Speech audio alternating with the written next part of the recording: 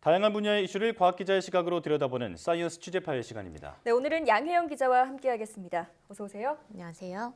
네, 오늘 어떤 소식 준비해 오셨나요? 네, 최근 오미크론 확산으로 영유아 확진자가 급속하게 늘고 있습니다. 네. 이 영유아 확진자는 일반 관리군에 속합니다. 그래서 성인처럼 집에서 7일 동안 재택 치료를 해야 하는데요. 그렇기 때문에 부모님들의 걱정도 이만저만이 아닐 겁니다. 네. 그래서 오늘은 이 영유아 확진자 증가와 관련된 이야기 나눠보도록 하겠습니다. 네, 사실 코로나19 초기에만 해도 아이들은 코로나19에 잘 안 걸린다라는 말이 있었지만 지금은 상황이 완전히 바뀌었습니다.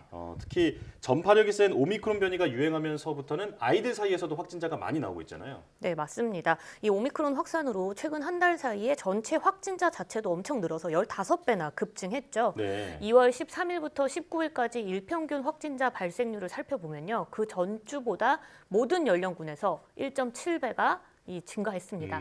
그런데 지난 일주일 사이 18세 이하 소아청소년 확진자 발생률을 살펴보니까 2배, 특히 6세 이하 어린아이들의 발생률은 2.2배로 뛰었는데요. 네. 백신 미접종군만 살펴보면 4세에서 6세의 발생률은 인구 10만 명당 329.9명, 또 7세에서 11세의 경우는 308.8명으로 60세 이상 고령층보다도 이 발생률이 2배 가까이 높은 것으로 나타났습니다. 네. 자, 이렇게 영유아 확진자가 늘다 보니까 안타까운 일도 벌어졌습니다.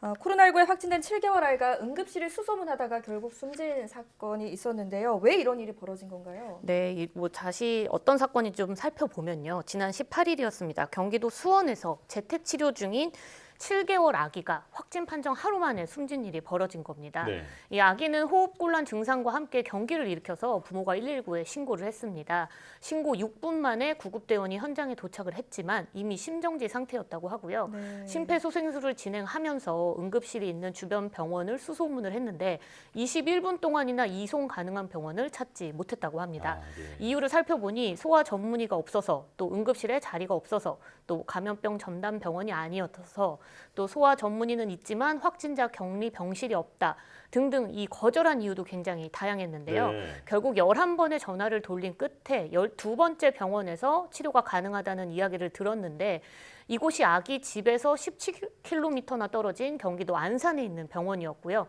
아기는 결국 사망에 이르게 됐습니다. 네.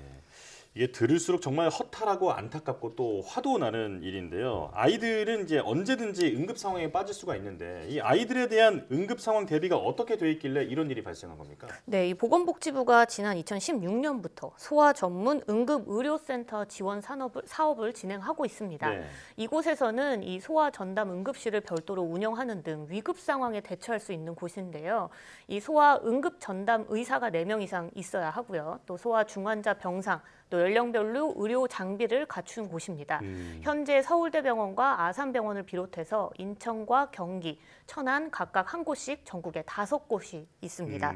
이 정부가 소아 전문 응급의료센터를 계속해서 늘리기 위해서 지원을 하고 있고 또 지난해에도 새로 서울하고 대구, 양산 이렇게 3곳을 또 추가 지정을 했습니다. 네. 소아 응급의료센터가 없는 지역 위주로 늘려가려고 노력은 하고 있긴 한데 이 문제는 병원의 참여가 절대적으로 부족하다는 겁니다. 네. 이 저출산으로 인해서 소아 청소년과가 비인기 과목으로 바뀐 데다가 또 응급실 업무 부담이 커지기 때문에 신청하는 병원이 적다는 건데요.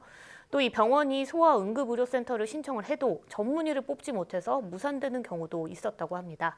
복지부 관계자의 설명 직접 들어보겠습니다. 병원들이 채용이 안 되거나 시설을 못 갖춰서 개소를 못한 케이스도 있긴 하거든요. 여건이 된다 싶으면 저희가 예산도 확보해서 추가로 늘리고 그렇게 하고 있습니다. 네, 들으셨지만 정부가 인건비 지원과 함께 예산을 늘릴 계획이라고는 하지만 병원의 이 실질적인 참여를 끌어낼 대책이 좀 더 필요한 상황입니다. 네. 자, 상황이 이렇게 되자 아이와 지금 함께 재택 치료를 하고 있는 부모님들은 아이가 아플 때 어떻게 해야 되는지 놀라고 또 걱정되시는 분들이 많으실 것 같아요. 우선 어떤 증상을 좀 유의 깊게 보면 될까요? 네, 기본적으로 아이들은 열 관리를 제일 먼저 해야 합니다. 38도 이상일 경우에는 해열제를 우선 먹여야 하는데 평소 아이에게 잘 듣는 해열제가 있다면 새로운 해열제를 먹이는 것보다는 기존에 먹던 해열제를 복용하는 게 좋다고 합니다. 또 기침이나 콧물, 복통, 구토와 설사, 피부 발진 등 이상 증상이 나타나면 꼭 전화 진료를 받아보는 것이 좋은데요. 소아 확진자는 동네 병의원과 또 호흡기 전담 클리닉, 곱기 진료 지정 의료기관 등에서 전화 상담과 처방을 받을 수 있습니다. 평소 아이가 다니던 소아과가 있다고 하면 이 전화 상담이 가능한지 먼저 문의해 보시는 것이 좋습니다. 또 집 주변 재택치료 전화 상담이 가능한 병의원 명단은 건강보험심사평가원 홈페이지나 또 지자체 홈페이지에서 확인할 수 있다고 하니 기억해 두시면 좋을 것 같고요. 또 자신의 증상을 직접 설명하지 못하는 영유아일수록 부모가 아이의 상태를 정말 세심하게 살펴야 하는데요. 고열이 오랫동안 지속돼서 떨어지지 않는다거나 또 호흡 곤란, 의식 저하 등 이상 증상이 조금이라도 발생하면 입원 치료로 전환할 수 있도록 지자체 재택관리지원센터에 연락을 하는 것도 방법이라고 합니다. 네. 그러니까 보호자가 유심히 관찰하면서 열 같은 증상이 나타나면 이 적극적으로 전화 상담을 받아야 한다. 네. 네, 이렇게 정리할 수 있겠는데요. 자, 그런데 손 쓸 새도 없이 아이에게 갑자기 응급 상황이 발생하면 정말 놀라고 당황스러울 것 같거든요. 이럴 땐 어떻게 해야 하나요? 네, 우선 서울시만 좀 먼저 살펴보면요. 서울 이 방배동에 위치한 소아청소년 한 곳이 24시간 이 소아 전용 의료 상담을 진행을 하고 있다고 합니다. 네. 그 서울시는 이번 주 중으로 서울시립 어린이병원에서도 소아 전용 상담 센터를 이 추가 개설할 예정이라고 밝혔는데 이건 전화 상담인 경우고 앞서 말씀하셨던 것처럼 응급 상황이 생기면 사실은 이 코로나19 전용 응급 의료센터로 이송이 되어야 하거든요. 네. 근데 영유아 확진자는 일반 관리군이니까 119로 전화하는 게 사실 가장 빠릅니다.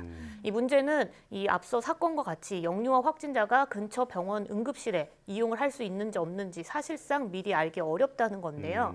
이 대신해서 평소 집 근처에 있는 대형 병원 중에 확진자가 이용할 수 있는 응급실이 어디가 있는지 또 그 응급실에는 혹시 소아 전문의가 있는지 없는지 등을 미리 알고 계시면 좋습니다. 네. 이 소아 청소년과는 대개 성장이 멈추는 20살 앞뒤까지를 아우르는 진료과라고 하고 있지만 대상 연령에 대한 명확한 기준이 없다고 합니다. 그래서 병원마다 소아과 진료 연령이 다를 수 있는데요. 이 때문에 뭐 청소년이나 영유아 아이를 둔 부모라면 소아 응급의가 있는 병원을 평소에 알아두는 게 가장 좋을 것 같습니다. 네. 네. 그런데 이제 심각한 상황이 되기 전까지는 영유아가 어느 병원에서 응급치료를 받을 수 있는지 미리 알 수 없다라는 건데 네. 분명히 개선되어야 할 부분이 있어 보입니다. 어떤 게 좀 고쳐져야 될까요? 네, 그 오미크론 대응에 따르면요, 사실 영유아와 임신부까지 포함해서 고위험군에 속하지 않습니다. 하지만 영유아나 뭐 임신부 모두 감염 취약계층이잖아요. 그래서 이들을 위한 이 격리 병상을 늘리고 또 응급 상황에 따른 대응 요령, 또 전담병원 지정 등 세심한 추가 대책이 좀 필요한 상황인데요. 이에 대한 전문가의 말 먼저 들어보겠습니다. 그래서 모든 응급실을 가야 된다는 것이 아니라 산부인과면 산부인과, 소아과 이런 데를 확실히 그 구별로 지정을 해주셔갖고 응급 상황이 나왔을 때는 일단은 거기서 응급 상황을 판단을 하시고 또 위험하다 그러면 더 큰 병원으로 갈 수 있는 이런 체제가 마련이 돼야 되는데 대학병원의 응급실이 꽉 차고 대기가 걸리는 상황이 되기 때문에 그 이외의 시스템을 마련을 해주셔야만 이 위기를 극복할 수 있다고 봅니다.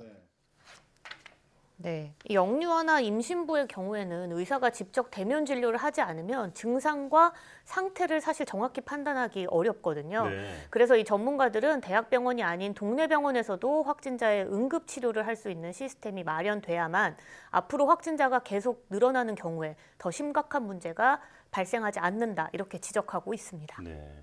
하루빨리 시스템을 보완해서 다시는 이런 어처구니 없는 일로 소중한 생명을 잃는 일이 결코 다시는 일어나지 않았으면 좋겠습니다. 네, 취재 파일 양회영 기자 함께했습니다. 고맙습니다.